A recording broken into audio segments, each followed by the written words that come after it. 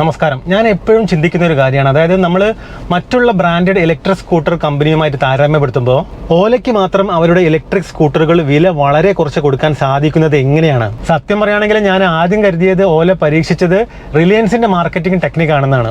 ആദ്യം നഷ്ടത്തിൽ ബിസിനസ് ചെയ്ത് എല്ലാം കൈക്കലാക്കിയ ശേഷം പിന്നീട് സ്മാർട്ട് ഫീച്ചേഴ്സ് എല്ലാം പെയ്ഡാക്കി നഷ്ടപ്പെട്ടതിന്റെ ഒരുപാട് മടങ്ങ് ലാഭം കൊയ്യുന്ന ആ ഒരു തന്ത്രം. പക്ഷെ അങ്ങനെയൊന്നും അല്ല കാര്യങ്ങളെന്ന് പിന്നീടാണ് മനസ്സിലായത്. നമുക്കറിയാം, ഓല ഇറങ്ങിയ സമയത്ത് ഏകദേശം ഒരു 3 വർഷം മുമ്പ് ഇവരുടെ വണ്ടികൾക്ക് അത്യാവശ്യം നല്ല വിലയുണ്ടായിരുന്നു, അല്ലെ?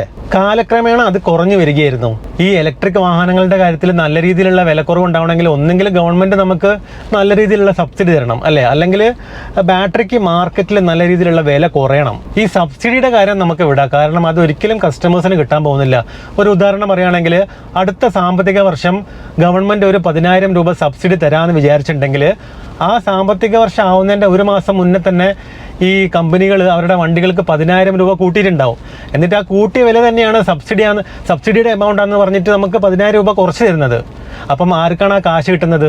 പിന്നെ ആകെയുള്ളൊരു സാധ്യത എന്ന് പറയുകയാണെങ്കിൽ മാർക്കറ്റിൽ ബാറ്ററിയുടെ വില കുറയാന്നുള്ളതാണ്. കാരണം വണ്ടിയുടെ പകുതിയോളം വില ബാറ്ററിക്കാണ് വരുന്നത്. പക്ഷെ നിങ്ങളൊന്ന് ആലോചിച്ച് നോക്ക്, ബാറ്ററിക്ക് വില കുറയുകയാണെങ്കിൽ എല്ലാ ഇലക്ട്രിക് വാഹന നിർമ്മാണ കമ്പനികൾക്കും അവരുടെ വണ്ടികൾ കുറഞ്ഞ വിലയ്ക്ക് കൊടുക്കാൻ സാധിക്കണം, അല്ലേ? പക്ഷെ അങ്ങനെ സാധിക്കുന്നതായിട്ട് നമ്മൾ ഇതുവരെ കണ്ടിട്ടില്ല. അപ്പോഴാണ് പ്രധാനപ്പെട്ട ഒരു ചോദ്യം വരുന്നത്, എന്തുകൊണ്ടാണ് ഓലയ്ക്ക് മാത്രം അവരുടെ വണ്ടികൾ വില കുറച്ച് കൊടുക്കാൻ സാധിക്കുന്നത്? അതിനെക്കുറിച്ച് ചിന്തിച്ചപ്പോഴാണ് പെട്ടെന്ന് എൻ്റെ ഒരു സുഹൃത്തും ഒരു എഞ്ചിനീയറിംഗ് കോളേജിലെ മെൻറ്ററും അതുപോലെ തന്നെ ഒരു ഇലക്ട്രിക് വെഹിക്കിളിൻ്റെ എക്സ്പേർട്ടുമായ മിസ്റ്റർ ജിനീഷ് ബ്രോ ഞാൻ ചെയ്തൊരു വീഡിയോയിൽ എന്നോട് പറഞ്ഞൊരു കാര്യം ഓർമ്മ വന്നത്. ജസ്റ്റ് ഒന്ന് കണ്ടു നോക്കൂ. ഇത് ഓഫ് കോഴ്സ് ഇതിൻ്റെ ഒരു പ്രശ്നമുണ്ട്. ഇത്രയും വില ശരിക്കും വരാൻ പാടില്ല. പക്ഷേ ഒരു ഇലക്ട്രിക് വാഹന കമ്പനിയും ഇപ്പോഴും പ്രോഫിറ്റ് എന്ന് പറയാൻ പറ്റുന്ന ഒരു അവസ്ഥയിലായിട്ടില്ല. ഇന്ത്യയിലത്തെ ഒരു വാഹന കമ്പനിയും പർട്ടിക്കുലർലി പ്രോഫിറ്റബിൾ അല്ല. അതുകൊണ്ട് തന്നെ ബാറ്ററിയുടെ പ്രൈസ് കുറയുന്നത് അവർക്ക് ഡയറക്റ്റായിട്ട് കസ്റ്റമറിലേക്ക് അവർ കൈമാറാറില്ല. ബാറ്ററി പ്രൈസ് താഴ്ത്തിക്ക് വരികയാണ്, പക്ഷേ അത് ഫുള്ളായിട്ട് അവർ കൈമാറുന്നില്ല. അതൊരു പച്ചയായ സത്യം മാത്രമാണ്.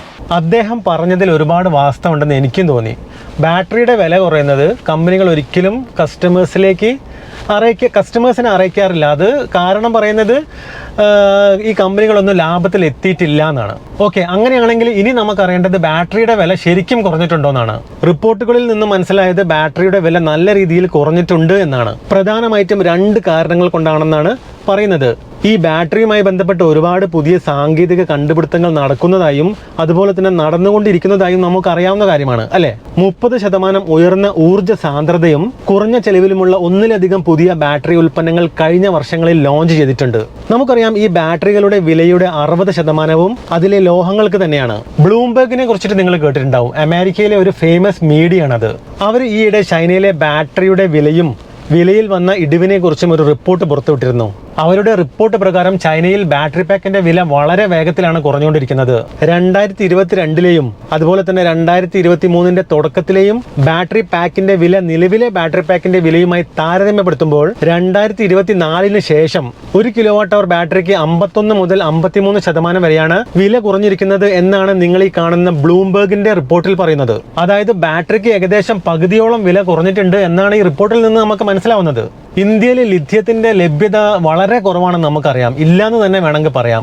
അതുകൊണ്ട് ഭൂരിഭാഗം കമ്പനികളും, ഒരുവിധം എല്ലാ കമ്പനികളും പുറമേ നിന്നാണ് ലിഥിയം സെൽസ് ഇമ്പോർട്ട് ചെയ്തിട്ട് ഇവിടെ അവരുടെ വണ്ടികൾക്ക് ആവശ്യമായ ബാറ്ററി പാക്ക് അസംബിൾ ചെയ്യുന്നത്. ഇനി ഈ ഒരു റിപ്പോർട്ട് പ്രകാരം ബാറ്ററിയുടെ വില പകുതി ആയിട്ടുണ്ടെങ്കിൽ ഇലക്ട്രിക് വാഹനങ്ങളുടെ വില നല്ല രീതിയിൽ കുറയണം. പക്ഷേ കുറഞ്ഞിട്ടുണ്ടോ? ഇല്ല എന്നാണ് ഞാൻ മനസ്സിലാക്കുന്നത്. ഓലയുടെ മാത്രം അവരുടെ ഇലക്ട്രിക് സ്കൂട്ടറുകളുടെ വില ഗ്രാജ്വലി കുറഞ്ഞു വന്നിട്ടുണ്ട്. അങ്ങനെയാണെങ്കിൽ ഓല ഇറങ്ങിയ സമയത്തുള്ള, അതായത് ഓല S1 Pro ജനറേഷൻ 1ന്റെ 4 kWh ബാറ്ററി പാക്കിന്റെ വിലയും ഇപ്പോഴത്തെ ഓലയുടെ 4 kWh ബാറ്ററി പാക്കിന്റെ വിലയും നമുക്കൊന്ന് താരതമ്യപ്പെടുത്തി നോക്കാം, അല്ലേ? ഇത് ഓല S1 Pro ജനറേഷൻ 1ന്റെ 4 kWh ബാറ്ററി പാക്കിന്റെ വിലയാണ്. ഇതിനെക്കുറിച്ചൊരു വീഡിയോ ഞാൻ ആ സമയത്ത് ചെയ്തിട്ടുണ്ടായിരുന്നു. 87,000 രൂപയാണ് വിലയിട്ടിരിക്കുന്നത്. ഇനി നിലവിലെ ഓലയുടെ 4 kWh ബാറ്ററി പാക്കിന്റെ വില നമുക്ക് നോക്കാം. ഇത് കണ്ടോ, 47,000 രൂപ.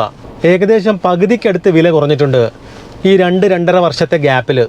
എന്ന് വെച്ചാൽ നമ്മൾ നേരത്തെ കണ്ട ബ്ലൂംബെർഗിന്റെ റിപ്പോർട്ട് ശരിയാണെന്നുള്ള രീതിയിലാണ് 2 വർഷത്തിനിടയിലുള്ള ഓലയുടെ ബാറ്ററി പാക്കിലെ വിലക്കുറവിൽ നിന്നും നമുക്ക് മനസ്സിലാക്കാൻ സാധിക്കുന്നത്. സത്യം പറയുകയാണെങ്കിൽ നേരത്തെ ജിനീഷ് ബ്രോ പറഞ്ഞ കാര്യം വീണ്ടും ഓർത്തു പോവുകയാണ്.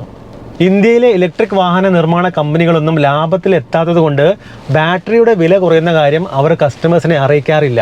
നമ്മൾ ഈ അറിഞ്ഞ കാര്യങ്ങളും ബ്ലൂംബർഗിൻ്റെ റിപ്പോർട്ടുമൊക്കെ സത്യമാണെങ്കിൽ ശരിക്കും കസ്റ്റമേഴ്സിൻ്റെ കൂടെ സത്യത്തിൽ കൂടെ നിന്നത് ഓല മാത്രമല്ലേ? അങ്ങനെയല്ലേ നമ്മൾ മനസ്സിലാക്കേണ്ടത്? ഈ ബാറ്ററിയുടെ വില കുറയുന്നത് കമ്പനി കസ്റ്റമേഴ്സിനെ അറിയിക്കാറില്ല എന്ന് ജിനീഷ് ബ്രോ പറയാനുണ്ടായ ഒരു സാഹചര്യം ഒരു വീഡിയോയിൽ ഒരു ചോദ്യം ചോദിച്ച സമയത്താണ്. അതായത് ഓട്ടോറിക്ഷയ്ക്ക് എന്തുകൊണ്ടാണ് ഇത്രയും വില കൂടുതലെന്ന് ഞാൻ ചോദിച്ചിട്ടുണ്ടായിരുന്നു. അപ്പോഴാണ് അദ്ദേഹം ആ ഒരു ഉത്തരം പറഞ്ഞത്. ആ ഒരു ക്വസ്റ്റ്യനും അതിൻ്റെ ആൻസറും കാണാൻ താല്പര്യമുള്ളവർക്ക് അതിൻ്റെ ആ ഒരു ചെറിയ ഭാഗം മാത്രം ഞാനിവിടെ ഉൾപ്പെടുത്തുന്നുണ്ട് കേട്ടോ. അത് കാണാൻ താല്പര്യമുള്ളവർക്ക് കണ്ടിന്യൂ ചെയ്യാം, അല്ലെങ്കിൽ സ്കിപ്പ് ചെയ്യാം.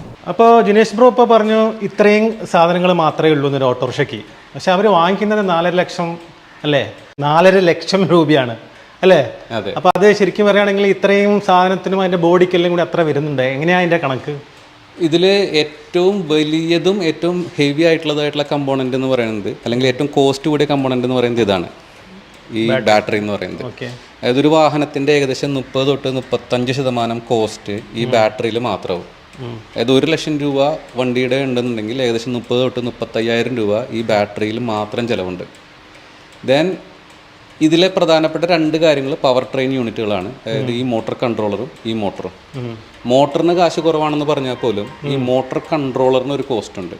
കാരണം ഈ ബാറ്ററിയിൽ എപ്പോഴും ഡയറക്റ്റ് കറണ്ട് ആയിരിക്കും, എന്നാൽ മോട്ടർ AC ആണ്, അതായത് ഓൾട്ടർനേറ്റീവ് കറണ്ടാണ്. സോ ഈ കൺവേർഷൻ നടക്കുന്നതും ബാറ്ററി കൺട്രോളിങ് ചെയ്യുന്നതും അല്ലെങ്കിൽ ബാറ്ററിയിൽ നിന്നുള്ള പവറിനെ ഡിസ്ട്രിബ്യൂട്ട് ചെയ്യുന്നതും അതിനെ മോട്ടറിന്റെ പവർ ആൻഡ് ടോർക്കായിട്ട് മാറ്റേണ്ടതും ഇതാണ്. ഈ വസ്തു, അതായത് മോട്ടോർ കൺട്രോളർ കം ഇൻവെർട്ടർ, ഇതിന് നല്ലൊരു കോസ്റ്റ് ഉണ്ട്.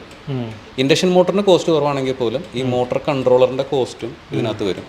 ഈ 3 എണ്ണം കൂടി ചുരുക്കി പറഞ്ഞു കഴിഞ്ഞാൽ, അതായത് ബാറ്ററി, മോട്ടോർ കൺട്രോളർ, ഏകദേശം വണ്ടിയുടെ തന്നെ 40% 50% കോസ്റ്റ് വരും. ബാക്കി എല്ലാം കൂടി ചേർത്ത് 50% ഉള്ളൂ. പിന്നെ കമ്പനിയുടെ പ്രോഫിറ്റും. ഇതിൽ പ്രധാനപ്പെട്ട ഒരു പ്രശ്നം എന്ന് പറഞ്ഞു കഴിഞ്ഞാൽ, ഇതിൽ പല കാര്യങ്ങളും കമ്പനി ഉണ്ടാക്കുന്നതല്ല, സോഴ്സ് ചെയ്യുന്നതാണ്. അതായത് ഇതിൽ പലതും മഹീന്ദ്ര ഡയറക്റ്റായിട്ട് ഉണ്ടാക്കുന്ന സാധനങ്ങളല്ല. ഇതൊരു ട്രിയോ ആണെങ്കിൽ പോലും, മഹീന്ദ്രയുടെ വണ്ടി ആണെങ്കിൽ പോലും പലതും സോഴ്സ് ചെയ്യപ്പെടുന്നതാണ്. സോ സോഴ്സ് ചെയ്യുന്ന സമയത്ത്, അതായത് നമ്മൾ വേറൊരാളിൽ നിന്ന് വാങ്ങുമ്പോൾ അയാളുടെ പ്രോഫിറ്റും കൂടെ ചേർത്തിട്ടാണ് കമ്പനി പേ ചെയ്യുന്നത്. അപ്പോൾ ആ പ്രോഫിറ്റ് നമ്മളുടെ പ്രൈസിൽ കയറി വരും. അതാണ് ടെസ്ലയും മറ്റുള്ള വാഹനങ്ങളും അല്ലെങ്കിൽ BYDയും മറ്റുള്ള സാധനങ്ങളും തമ്മിലൊരു പ്രധാന വ്യത്യാസം. അവരുടേതായിട്ടുള്ള സാധനങ്ങൾ സ്വന്തമായിട്ട് ഉണ്ടാക്കുമ്പോൾ വില നന്നായിട്ട് കുറയും, സോഴ്സ് ചെയ്യുന്ന സമയത്ത് അത് കൂടും.